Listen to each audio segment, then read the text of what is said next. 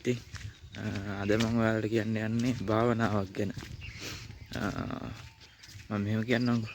ඒ භාවනාව හැමෝටම කරන්න පුළුවන්. අපි කවුරුත් දන්න භාවනාව. ආනාපාන සති භාවනාව. කොහොමද දන්නවනේ? හුස්ම රැල්ලේ භාවනාව. හුස්ම ඉහළට ගන්න එක, පහළට ගන්න එක. ඉතින් මේ මම ගොඩක් තැන්වල දැකලා තියෙනවා මේ භාවනාව කරන්නේ තන්නේ කරම වැරදි විදියට. තන්නේ කරම මුලාවටපත් කරනවා මේ මිනිස්සු. උගන්වන්න එන කෙනත් සෑහෙන බොරු ගොඩක් කියලා දෙන්නේ. සමහර මම දැකලා තියෙනවා හාමුදුරුවරු එයාලා කියන විදියට මේ මිනිස්සුන්ට නිින්ද යනවා. හරිම වැරදි විදියට කියලා දෙන්නේ. ඉතින් මම දන්නේ එයාලගේ වැරද්දක්ද කියලා මට තේරෙන්නේ නැහැ. එයාලා ඉගෙන ගත්ත විදිය වෙන්න ඇති. මොකද නැත්තම් වැරද්දයක් උගන්වන්න බෑනේ නේද? ඉතින් මම අද කියන්නම් මේක කොහොමද හරියටම කරන්න කියලා. මම මේක ගුරුවරු ගොඩකකින් ඉගෙන ගත්තා. ඒක නිසා යම් දැනුමක් ලබා ගත්ත නිසා තමයි මේ දේ මම ඔයාලත් එක්ක බෙදා ගන්න හිතුවේ. නැතුව මේ නිකම් පොතක් බලලා මේ ඇවිල්ලා කියනව නෙමෙයි. ගුරුවරු 4-5 දෙනෙක්ගෙන් අහලා දැනගෙන හරිම විදිය ආගන් තමයි මේක කරන්න ඔයාලත් කියලා දෙන්න හිතුවේ. ඉතින් ආනාපාන සති භාවනාවට වාඩි වෙන්න ඕනේ. ඉතින් මූලික ඉරව ඔයාලට කියන්න ඕනේ නැහැ නේ. ඔයාලා කොහොමද දන්නවනේ. ඔයාලා කොහොමද දන්නවා ඉඳ ගන්න ඉරියව්. ඒක කියන්නේ සුරම ඉඳගෙන ඉවරලා හුස්ම රැල්ලේ භාවනාවනේ. මම කියන්නම් පොඩි කතා ටික කියලා ඉන්නම් විශ්ව. සමහරක් හාමුදුරුවරු මෙන්න මෙහෙම කියනවා. ඔය ඉස්කෝලවලට එතකොට ඔය සිල් ගන්න තැන්වල එහෙම මෙන්න මෙහෙම මට කියනවා ඉහළ තියෙනවා. දැන් හුස්ම ඉහළට ගන්න. දැන් හුස්ම පහළට දාන්න. එහෙම කියනවා මට ඉහළ තියෙනවා. ඉතින් ඒක අනෝල් මට හිතෙන්නේ මේ ඉහළට ගන්න, පහළට ගන්න. මම ඉහළට ගනිමි, මම පහළට හෙළමි. මම මුකුත්ම නොකර සිටිමි. එහෙමත් මේ හිතන වෙලාවල් තියෙනවා. එහෙම කරන්නේ මේ භාවනාවේ. භාවනාව කරන්නේ විදියක් තියෙනවා. මේක ඇවිල්ලා මම හුස්ම ගන්නවා, මම හුස්ම පහළට හෙළනවා. එහෙම නෙමෙයි මේක වෙන්නේ. මේක වෙන්නේ මෙහෙමයි. ඇස් දෙක පියාගෙන සංසුන් ඉරියව්වෙන් ඉඳගෙන මේක ඉඳගෙන වුණත් පුළුවන් කරන්න. ඔය පුටුවක තමන්ගේ දිනදා පාවිච්චි කරන පුටුවක වුණත් ඉඳගෙන නිදියද්දි වුණත් කරන්න පුළුවන් මේ භාවනාව. හරිද? මේ කරන්නේ මෙන්න මේ විදියට. ඇස් දෙක පියාගෙන සොරම දිග හුස්ම රැල්ලක් අරගෙන පිට කරන්න. ඊට පස්සේ ඔය ඇස් දෙක පියාගෙන හිතන්න බලන්න. ඒ කියන්නේ තමන්ගේ හිතෙන් බලන්න තමන් හුස්ම ගන්න ඉරියව්ව. මේක මේ සාමාන්‍ය වෙලාවට අපිට දැනෙන්නේ. සාමාන්‍ය වෙලාවට එක්කෝ අපි හුස්ම ගන්න වෙලාවට එක්කෝ අපි දෛනික වැඩ රාජකාරී. එක්කෝ හුස්ම ගන්න වෙලාවට අපි කනවා බොනවා වෙන්න පුළුවන්. එතකොට වෙන වැඩක නිරත වෙන්න පුළුවන්. එක්කෝ අපි රස්සාවේ මොනවා හරි කරනවා වෙන්න පුළුවන්. ඉතින් අපි හුස්ම ගන්න එක අපිට නොදැනීම වෙන්නේ. ඒත් අපි මේ භාවනාව කරද්දි වෙන්නේ මොකද්ද? අපි මේ හුස්ම රැල්ල උඩ පහළ යන එක බලාගෙන ඉන්නේ හිතින්. මේක ඇස් දෙකෙන් බලන්න බෑනේ. හිතින් තමයි අපි බලාගෙන ඉන්නේ මේ හුස්ම රැල්ල ඉහළ පහළ යන එක. නැතුව මේ මම හුස්ම ගනිමි, මම හුස්ම හෙළමි. එහෙම කිය කොහෙවත් භාවනාවක් නැහැ. එහෙම කියන්න ගියොත් හිත වෙනතකට ගිහිල්ලා අනිවාර්යයෙන්ම අපිට නිින්ද යනවා. ඊට පස්සේ ඉතින් භාවනාව ඉවරෙද්දි කාට හරි ඇවිල්ලා කියලා මේ භාවනාවට කූද්දලා ඉවරලා මේ ඌව නැගිට්ටන්න ඉන්නේ භාවනාව ඉවරයි ගෙදර බලයන් කියලා. එහෙම භාවනාවක් නැහැ මේ. හරිද? අර විදිය තමයි තියෙන්නේ.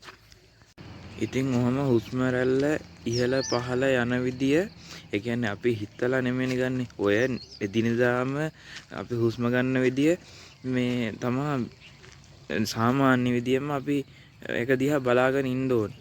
ඉතින් සමහර කට්ටිය මට කියනවා ඇහිලා තියෙනවා මේ අර අර දිග හුස්මක් අරගෙන දිග හුස්මක් පල්ලෙහාට යන්න එහෙම ඕනේ නෑ. අපි සාමාන්‍ය ජීවිතේදී ගන්න හුස්ම රැල්ල තියෙනවනේ.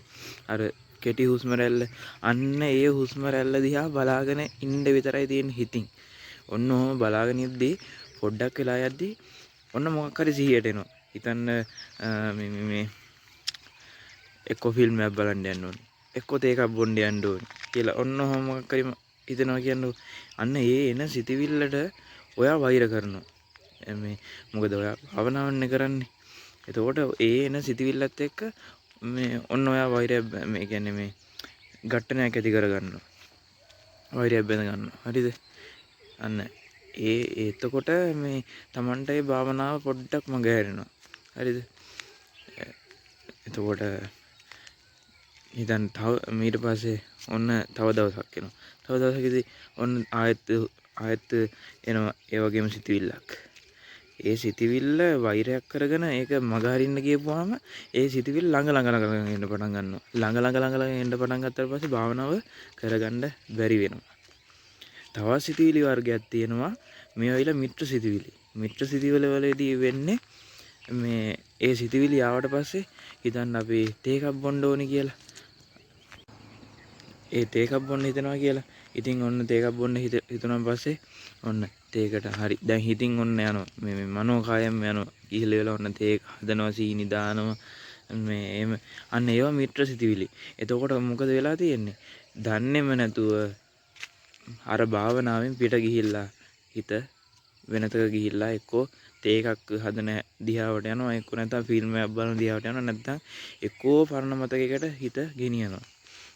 සමහරත් තැන්වලදී මේ මට අහන්න දකින්න ලැබෙන්න තියෙනවා මේ ඔය හිතන්න එපා කියලා.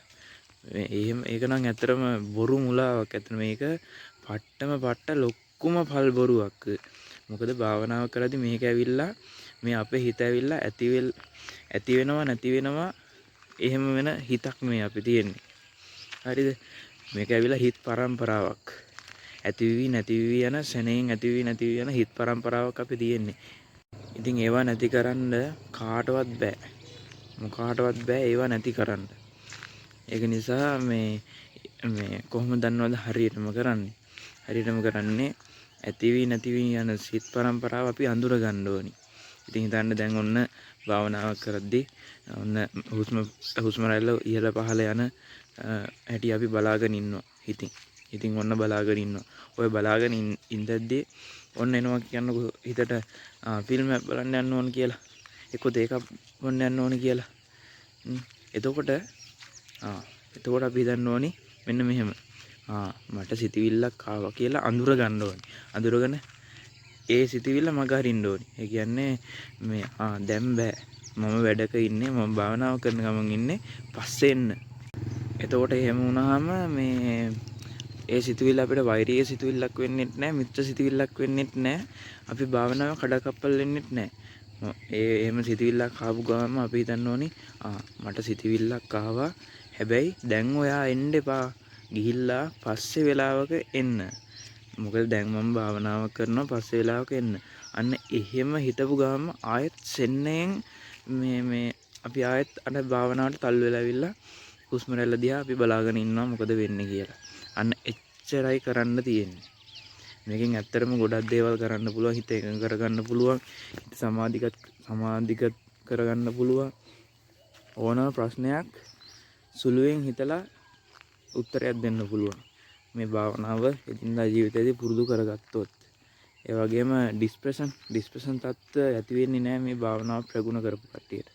මේක මේ සංකීර්ණ භාවනාවක් ගුරුවරයෙක් නැතුව කරන්න නම් බෑ ඇත්තටම. ඉතින් මාස 3-6ත් මේ භාවනාව කරගෙන එක දිගට කරගෙන ගියොත් එහෙම හොඳ ප්‍රතිඵල තියෙනවා. හරිද? හැම භාවනාවම මේ විදිහට තමයි කරන්නේ.